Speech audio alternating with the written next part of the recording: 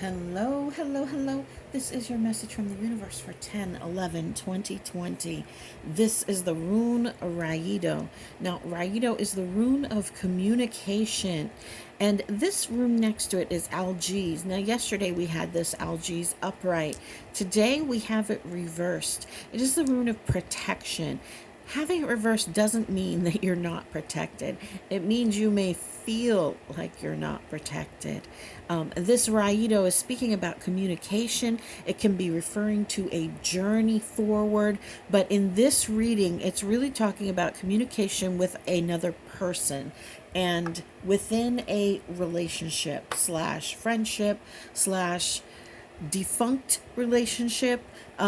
We've had this Hierophant reversed show up in several readings over the past few days, and we've been talking about dealing with the relationships from your past that have held control over you, whether it was physical control in the relationship or whether it's been emotional control since the relationship has even split or since you've gone your separate ways. When something keeps running through your head over and over again, it is a form of controlling you.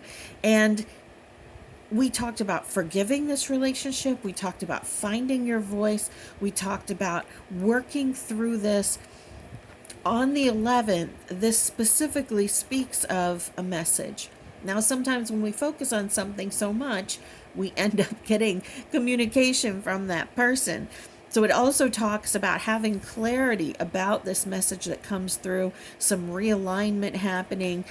And that is a theme in this entire thing. But I want you to be prepared if that person from the past actually does reach out to you, or if you actually have to have a conversation with a person that you are not really wanting to, or even if the results of you speaking in your own voice and starting to do some of that healing work to remove some of that trigger from you that this person has is going to come back at you, and it's going to feel like you're losing. It's going to feel like you lose the argument, like you lose the relationship, like you lose that portion of you. It becomes almost like a death in you. But what you have to realize and remember is that this is happening for your benefit. This is happening for you to be able to create that stability that this Four of Wands talks about. This death in the relationship has to happen for you to have stability. We've spoken many, many times about how when we are looking at our life and we see how we want it to look, when we look at our life now, it has to change for us to get to the way that we want it to be. And sometimes that means the death of where we are, the destruction of where we are. The Tower card often pops up in this kind of stuff for something huge. I don't think this is a huge thing, but I do think that it's going to be some sort of a something within yourself with this person who has held this control over you. So it's either going to be you shifting the way you relate to yourself, the way that you speak to yourself about this relationship, or it's going to be actual physical. This person is going to reach out to you, or you're going to have to deal with this person in some way. It could be the memory of it. It could be the actual thing.